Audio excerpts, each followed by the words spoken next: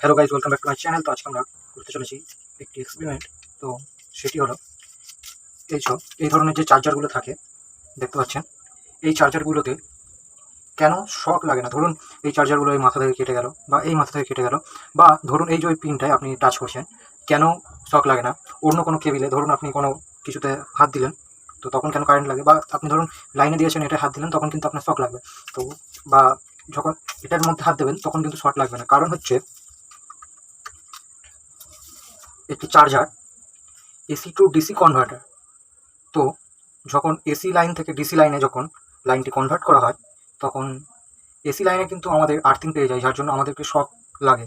কিন্তু যখন ডিসি লাইনে চলে আসে তখন সেটি আর্থিং পায় না। তো যখন আর্থিং পায় না তখন আমাদের কি শক লাগবে, তো তার জন্য আমাদের শক লাগে না। তো আশা করি আপনারা বুঝতে পেরেছেন যে কেন শক লাগে না।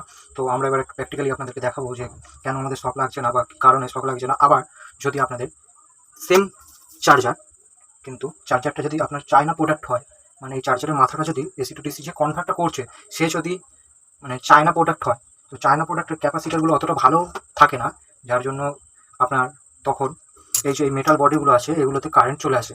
তো এটা আসে কেন, আবার কী করে ঠিক করবেন, সেটাও আমি আপনাদেরকে এই ভিডিওর মাধ্যমে দেখাবো। তো আপনাদের যখন চায়না চার্জারগুলোর মধ্যে এমন কারেন্ট চলে আসে, যখন আপনারা দেখবেন যে এখানে হাত দিচ্ছেন হালকা হালকা শক লাগছে বা চিনচিন করছে, তখন আপনারা বুঝবেন এই ধরনের দেখতে পাচ্ছেন এখানে দেখুন এই নীল কালারের লাগানো আছে ক্যাপাসিটার। তো এই ক্যাপাসিটারগুলো এই চার্জারের মধ্যে লাগানো থাকে, ওটা এসি টু ডিসির মাঝখানে থাকে। তো এই ক্যাপাসিটারগুলো খুব গুরুত্বপূর্ণ কাজ করে। তো এই ক্যাপাসিটারগুলো যখনই খারাপ হয়ে যায় তখন ইলেকট্রিকের মধ্যে চলে আসে এবং আমাদের এখানে শক মারতে পারে। তো তার জন্য চায়না প্রোডাক্ট যখনই ব্যবহার করবেন একটু দেখে শুনে ব্যবহার করবেন, কারণ যদি আপনার এটার মধ্যে কারেন্ট চলে আসে তখন আপনার ফোনের ক্ষতি হতে পারে, তখন আপনার ফোনটা নষ্ট হতে পারে। তো চায়না প্রোডাক্ট ব্যবহার করার আগে ভেবে চায়না প্রোডাক্টটা ব্যবহার করবেন। আর যদি আপনারা কোম্পানির প্রোডাক্ট ব্যবহার করেন, দেখুন ইলেকট্রিকের জিনিসে কখনো বলা যায় না যে কোনটায় কী হবে, তবুও এগুলো অনেকটা ভালো পরিমাণে থাকে। তো এগুলো ক্যাপাসিটার বা কিছু তাড়াতাড়ি নষ্ট হয় না। যদিও নষ্ট হয়, এটার ডায়োড নষ্ট হয়ে যায়, এটি একেবারে বন্ধ হয়ে যায়।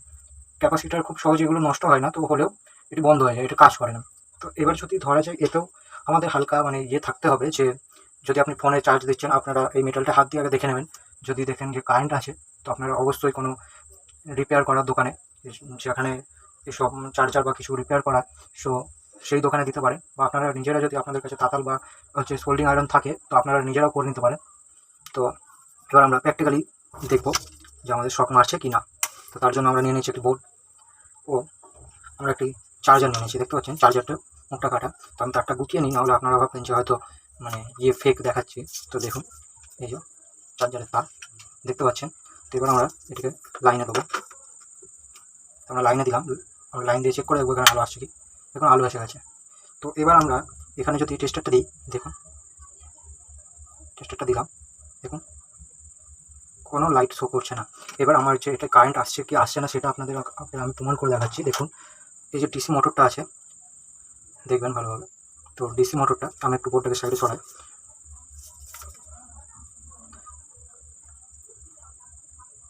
এখানে একটা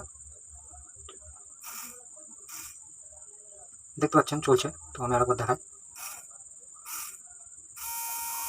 দেখতে পাচ্ছেন চলছে।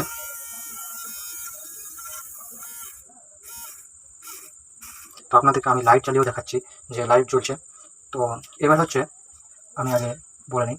তো এবার হচ্ছে আমি যে এটার দুটো তারই একসাথে জুড়লাম, দেখুন ওখানে লাইটটা বন্ধ হয়ে গেছে, দেখতে পাচ্ছেন। তো এবার হচ্ছে এখানে কিন্তু শর্ট সার্কিট কিছুই হচ্ছে না, কারণ এর মধ্যে ক্যাপাসিটার থেকে ডায়োড থেকে সবই অরিজিনাল। এটা মাইক্রোম্যাক্সের একটি চার্জার, তো এটি সবই অরিজিনাল, যার জন্য এটি কিছুই হচ্ছে না। এবং আমরা যখন এটা দুই প্রান্তে দুই মুখে হাত দিয়ে রয়েছি, দেখুন কিন্তু আমাদের শক লাগছে না। কারণ হচ্ছে এটা এখন ডিসি ভোল্টে আছে, এটা কখনোই শক দেবে না। যদি এটা এসি ভোল্টে থাকতো তাহলে কিন্তু আমাদের ভিতর দিয়ে আর্থিং নিয়ে এরা শর্ট মারতে পারতো। তো এবার আমরা লাইট জ্বালিয়ে আপনাদেরকে দেখাবো। তো আমি নিয়ে নিয়েছি একটি এরকম টুনি লাইট।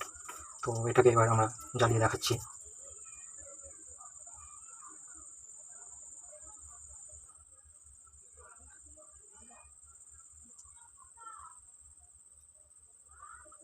দেখুন লাইটটি জ্বলছে। দেখুন এখানে কোনো ফেক ভিডিও হয় না, এখানে পুরো অরিজিনাল ভিডিও করি আমরা।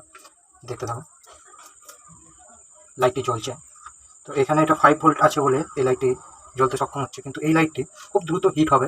হিট হওয়ার সাথে সাথে এটা তাড়াতাড়ি কেটেও যাবে, কারণ হচ্ছে এটা তো ওভার ভোল্ট দিচ্ছে, এতটা ভোল্ট তো এর দরকার নেই। তো এবার হচ্ছে আমি যদি আপনাদেরকে দেখাই, যদি আমি এরকম চার্জার ইউজ করি যেগুলো হাই মানে পাওয়ারের চার্জার, তো এই চার্জারগুলো কী করবে, এরা ভোল্ট ব্যালেন্স করে। এরা যখন বেশি ভোল্ট লাগে তখন বেশি ভোল্ট দেয়, যখন কম ভোল্ট লাগে তখন কম ভোল্ট দেয়। এরা ভোল্ট ব্যালেন্স করে, যার জন্য এই লাইটটি হিটও হবে না এবং কাটবেও না। কিন্তু এই চার্জারে কেটে যাওয়ার সম্ভাবনা থাকে। তো আশা করি ভিডিওটি ভালো লাগবে। ভিডিওটি ভালো লাগলে অবশ্যই চ্যানেলটিকে সাবস্ক্রাইব করে দেবেন।